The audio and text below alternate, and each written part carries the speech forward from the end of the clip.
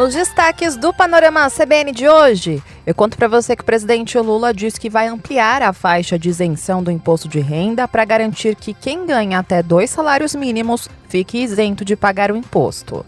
Na política, começou oficialmente hoje a transição no Ministério da Justiça e Segurança Pública. O novo ministro, Ricardo Lewandowski, prometeu que a gestão dele vai ter foco no enfrentamento dos problemas da segurança pública e disse que vai dar continuidade ao trabalho de Flávio Dino, que vai assumir uma vaga no Supremo Tribunal Federal. E no mundo do cinema, saiu a lista dos indicados para o Oscar 2024 e o filme Oppenheimer é o líder, com 13 nomeações. Hi, Barbie! Hi, Barbie! Hi, Barbie! Hi, Barbie! Hi, Ken! Já Barbie levou 8 indicações, incluindo o melhor filme, mas a atriz Margot Robbie e a diretora Greta Gerwig foram esnobadas pela academia. Panorama CBN. Olá para você que está ouvindo o Panorama CBN. Eu sou a Juliana Prado e vou te contar em menos de 30 minutos tudo que foi notícia nesta terça-feira, dia 23 de janeiro de 2024.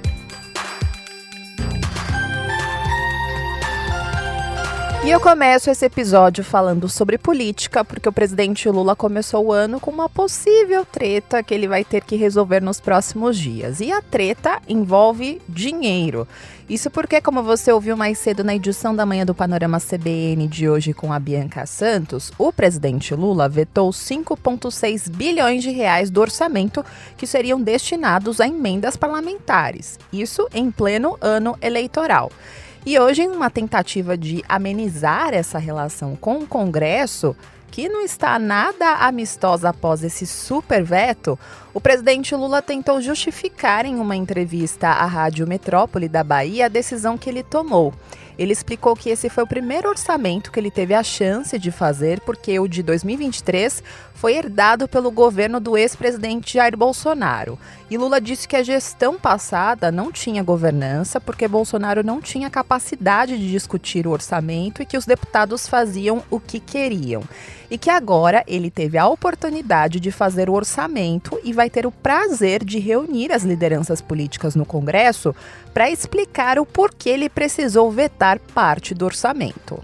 Tenho o maior prazer de juntar lideranças, conversar com a liderança e explicar por que foi vetado. Na questão das emendas, é importante a gente lembrar que o ex-presidente não tinha governança desse país. Ele não tinha. Quem governava era o Congresso Nacional, quem indicava a agência era o Senado, ou seja, ele não tinha. Ele não tinha sequer capacidade de discutir o orçamento. Porque não queria, porque não fazia parte da lógica dele. O que ele queria era que os deputados fizessem o que quisessem. E nós resolvemos estabelecer uma relação democrática com o Congresso Nacional. Se conversa todo dia, toda hora, os ministros com o presidente da Câmara, com os líderes do Congresso, com o presidente Pacheco, com os líderes do Senado. Apesar do presidente Lula tentar justificar essa medida, o Congresso já se articula nos bastidores para derrubar o veto dele. Um líder do Centrão chegou a dizer de forma reservada para nossa reportagem aqui da CBN que os parlamentares não abrem mão das conquistas que tiveram e que, pela autonomia que têm, os deputados se sentem confortáveis para manter o que foi definido antes do presidente Lula vetar. O vice-presidente do blocão que reúne os partidos de centro, o deputado Danilo Forte, que foi até relator da LDO, que é a Lei de Diretrizes Orçamentárias, disse para nossa reportagem que os líderes partidários não descartam derrubar o veto de Lula, dependendo de como vão estar as projeções para a economia. O problema do veto é que ele não tirou do orçamento, ele apenas contingencia. E como essa emenda não é obrigatória, ela é muito em função da arrecadação do país, e essa é uma discussão que pode ser feita ao seu tempo. A prioridade é, derrubar os vetos da LDO e 2, dependendo da capacidade arrecadatória do país, do crescimento da economia, discutir a lei orçamentária anual. Na entrevista à Rádio da Bahia, Lula também disse que a negociação com a Câmara é sempre difícil, mas é que é preciso contornar isso. E disse também que 60% a 70% do que o governo quer tem sido aprovado pelos deputados e senadores. Então, negociar com a Câmara é sempre um prazer, é sempre difícil. E você sabe que você tem que contemporizar, você não pode bater em nenhum, você não pode negar em nenhum. Então, nós temos que conversar. E eu, sinceramente, acho que o Congresso até agora fez o que tinha que fazer. Votou tudo que a gente queria que fosse votado e as coisas estão indo. Se não 100% do que a gente queria, mas está indo um percentual razoável, 60%, 70% daquilo que a gente quer. Nessa mesma entrevista, o presidente Lula falou sobre outro assunto que interessa muita gente, o imposto de renda. Hoje, Lula disse que vai ampliar a faixa de isenção do imposto de renda para garantir que quem ganha até 2 salários mínimos fique isento de pagar o imposto. Na entrevista, o presidente disse que, com o reajuste do salário mínimo para R$ 1.412, as pessoas que ganham até 2 salários mínimos poderiam voltar a pagar o imposto de renda. Mas disse que isso não vai acontecer porque, segundo ele, não vai ser mais possível os ricos ficarem de fora da tributação do imposto de renda e os pobres fora do orçamento. A gente resolveu desonerar as pessoas que ganhavam até R$ 2.640 com o reajuste do salário mínimo. As pessoas que ganham no mínimo parece que vão voltar a pagar imposto de renda, mas não vão, porque nós vamos fazer as mudanças agora para que quem ganha 10, 2 mínimo não pague imposto de renda. E você sabe que eu tenho um compromisso de chegar no final do meu mandato isentando todas as pessoas que ganham até R$ 5.000. É um compromisso de campanha, mas sobretudo é um compromisso de muita sinceridade. Nesse país, quem vive de dividendo não paga imposto de renda. E quem vive de salário paga imposto de renda. No ano passado, a faixa de isenção do imposto de renda passou de R$ 1.903 para R$ 2.112, mas na prática, a isenção era para quem ganhava até R$ 2.640, devido a um desconto automático no salário. Só que com o aumento do salário mínimo, esse reajuste também vai precisar ser feito na tabela do imposto de renda. E se a medida for aprovada, ela atinge todos os que pagam o imposto de renda, mesmo que seja a mais do que o novo teto da isenção. Depois dessa declaração aí do presidente Lula, o ministro da Fazenda, Fernando Haddad, disse que os estudos para fazer a revisão da tabela do imposto de renda vão ficar prontos até o fim do mês. Até o final do mês a gente vai ter essa conta. Até o final do mês? Até o final. Esse mês ainda a gente vai ter a conta. A expectativa é ampliar essa isenção para R$ 2.824. O Ministério da Fazenda avalia alguma forma de compensar essa ampliação. Inclusive, ontem, em entrevista ao programa Roda Viva da TV Cultura, o ministro Fernando Haddad já tinha sinalizado que pretendia discutir com Lula a revisão da faixa de isenção do imposto de renda neste ano. Ainda na política, hoje oficialmente começou a transição lá no Ministério da Justiça. Ontem saiu a nomeação do ministro aposentado Ricardo Lewandowski no Diário Oficial da União e hoje o ministro foi conhecer o novo local de trabalho. Relembrando aqui para você, Lewandowski vai substituir Flávio Dino, que vai assumir uma cadeira no Supremo Tribunal Federal. E hoje, na passagem de bastão de cargo, até para se inteirar da situação, o novo ministro da Justiça e Segurança Pública, Ricardo Lewandowski, prometeu que a gestão dele vai ter foco no enfrentamento dos problemas da segurança pública e ele disse que vai dar continuidade ao trabalho de Flávio Dino. Lewandowski disse que a insegurança no país é um grande desafio. Quero dizer, ministro Flávio Dino, que estou otimista. Nós estamos com as instituições consolidadas, haveremos, sem dúvida nenhuma, de vencer as dificuldades. Nós temos um desafio, que é uma preocupação do cidadão comum hoje, que é um desafio com a segurança que afeta a insegurança, melhor dizendo, a criminalidade, o crime organizado, que afeta não apenas as classes mais abastadas, mas afeta também hoje o cidadão mais simples, o cidadão comum, o trabalhador. E essa é uma pauta que precisa ser enfrentada, vem sendo enfrentada com muita competência, com muito êxito, e haveremos de dar especial precedência para essa questão, porque é uma questão importante e que, de certa maneira, entrava não apenas a convivência social pacífica, mas o próprio desenvolvimento harmônico do país. Não é bem uma transição, uma continuidade. A posse de Lewandowski vai acontecer na semana que vem. Você vai acompanhar todos os detalhes aqui no Panorama CBN. Já a posse de Flávio Dino lá no STF está marcada para o dia 22 de fevereiro. Antes, Flávio Dino deve reassumir por alguns dias o mandato dele de senador, para qual ele foi eleito em 2022, mas não assumiu de fato o cargo de senador porque ele se tornou ministro da Justiça. Agora eu vou fazer uma pausa no noticiário para contar para você um recado do patrocinador deste podcast. É uma pauta mundial a urgência em diminuir as emissões de gases de efeito estufa na atmosfera. O mercado de créditos de carbono é uma forma de comercialização em cima da pegada ambiental das corporações.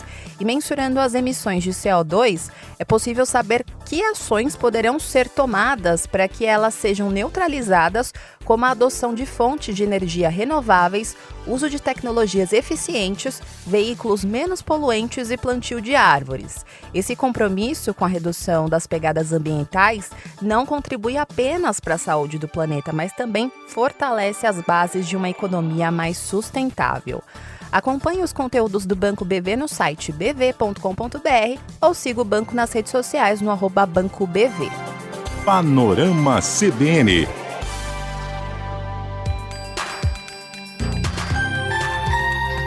Voltando ao noticiário, eu trago atualizações sobre aquele naufrágio que aconteceu na Bahia. Hoje, os corpos da 7ª e 8ª vítimas do barco que naufragou na noite de domingo na cidade de Madre de Deus, na região metropolitana de Salvador, foram encontrados por pescadores na manhã de hoje. As vítimas foram identificadas como Alice Maria de Souza dos Santos, de 6 anos, e Wanderson Epifânio Souza de Queiroz, de 42. Os corpos foram encontrados próximo à ilha de Maria da Guarda, onde aconteceu a festa em que os passageiros estavam. A polícia investiga se houve excesso de passageiros nessa embarcação e o piloto do barco foi identificado, mas ainda não foi ouvido. Ainda não há informações sobre quantas pessoas estavam de fato nessa embarcação, que comportava 10 passageiros e um tripulante. A embarcação fazia o trajeto da Ilha Maria Guarda para o município que fica em uma região turística que registra alto movimento nesse período do ano, e o naufrágio aconteceu por volta das 10 horas da noite de domingo, quando os passageiros voltavam de uma festa. No meio do caminho houve uma briga e o veículo naufragou. Além das 8 pessoas que morreram, 6 foram levadas com vida para um hospital da região, 2 já tiveram alta e 3 foram levadas para outros hospitais da Bahia. Na saúde, a procura por testes de dengue em laboratórios aumentou 77% em janeiro em relação ao mês anterior no Brasil. Os dados preliminares são da Associação Brasileira de Medicina Diagnóstica, a Abramed, que é responsável por cerca de 60% de todos os testes realizados pela saúde suplementar. A taxa de positividade também subiu de dezembro para janeiro, passando de 18% para 22%. E os principais sintomas da dengue, sempre bom lembrar, são febre alta, com dores no corpo, nas articulações e atrás dos olhos. E hoje o estado de Minas Gerais confirmou a primeira morte por dengue em 2024. A vítima morava em Monte Belo, no sul do estado, e a idade e o sexo da vítima não foram informados. Outras 14 mortes suspeitas pela doença são investigadas no estado. E em apenas 22 dias desse ano, mais de 11 mil casos de dengue foram confirmados em Minas Gerais. A superintendente de Vigilância Epidemiológica da Secretaria Estadual de Saúde de Minas, a Jaqueline Silva de Oliveira, disse que é esperado que 2024 seja um ano com mais casos de arboviroses.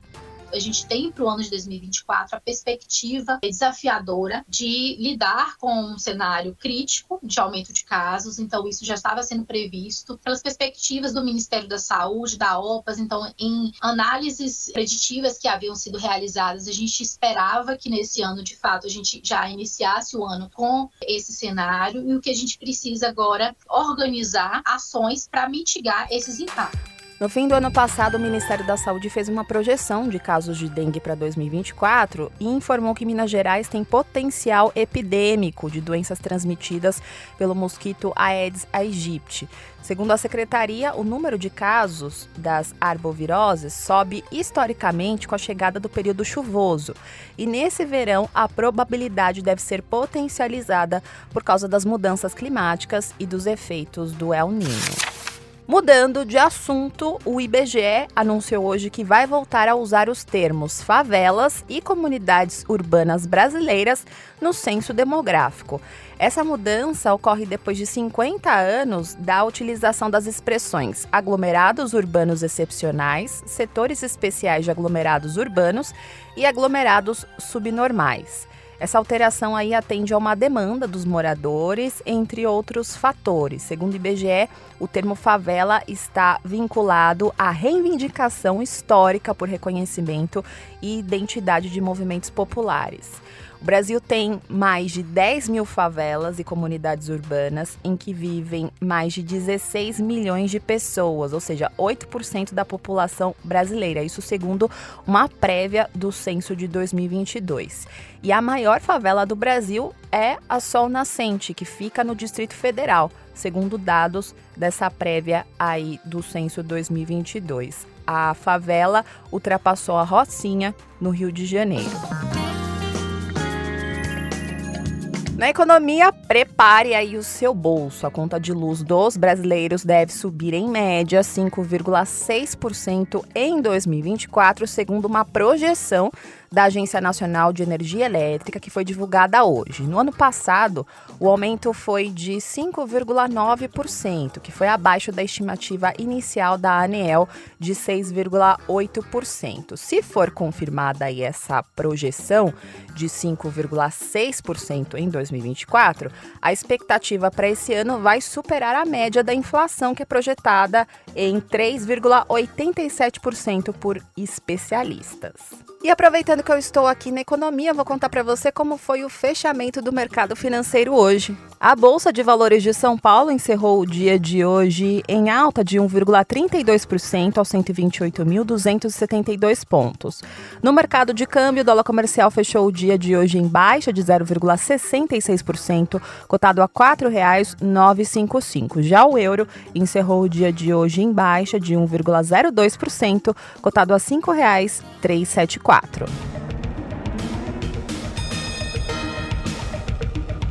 No noticiário internacional, o presidente da Argentina, Javier Milei, voltou atrás em parte do plano que previa a retirada de financiamento público da indústria cinematográfica e de outros setores culturais da Argentina.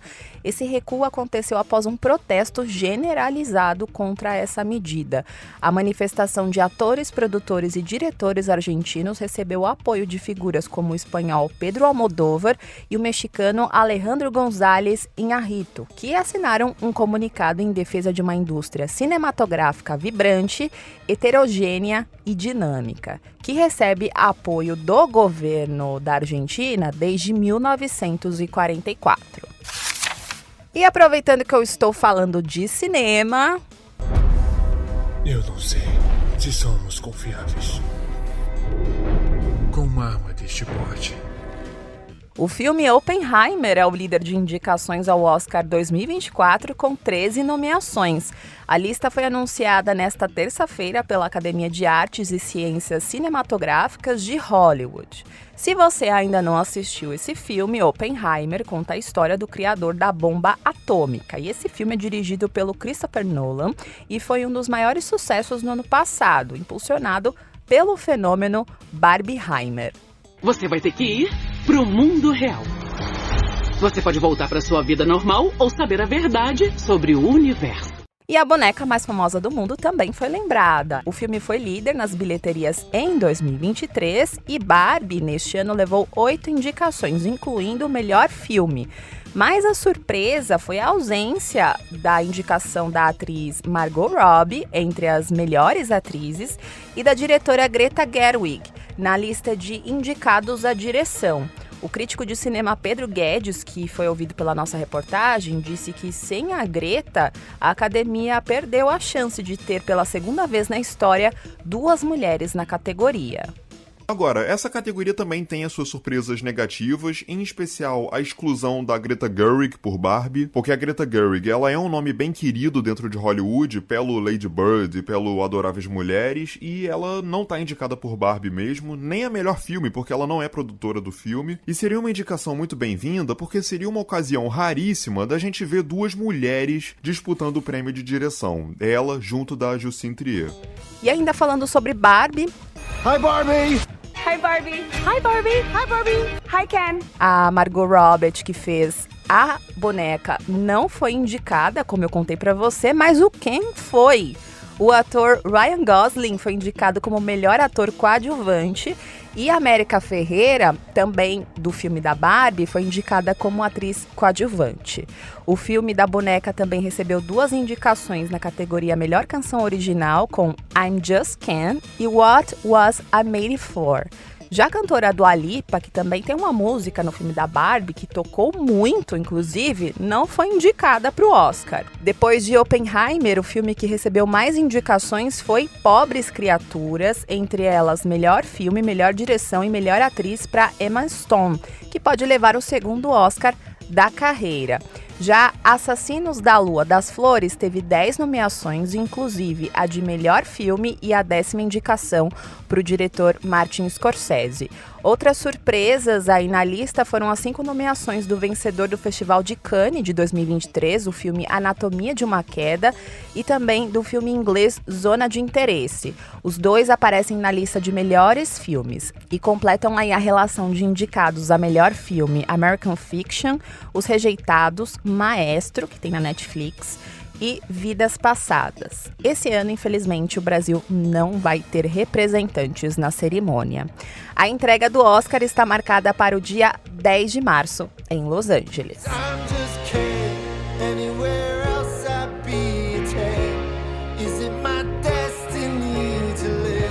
E é com a música I'm Just Ken, na voz do ator Ryan Gosling, do filme Barbie, que foi indicada como melhor canção original, que eu vou indo nessa. Muito obrigada pela companhia de hoje. O roteiro e a produção deste episódio foram feitos por mim e a sonorização é do Anderson Wendel, o Tico. E você pode me encontrar lá nas redes sociais, no @Juliana_Deprado no Twitter, no Insta só procurar por @JulianaDeprado e tem também o e-mail que é o juliana.prado@cbn.com.br. E não se esqueça que amanhã tem a edição da manhã do Panorama CBN a partir das 7 horas da manhã com a Bianca Santos. Combinado? Beijos pra você e até mais!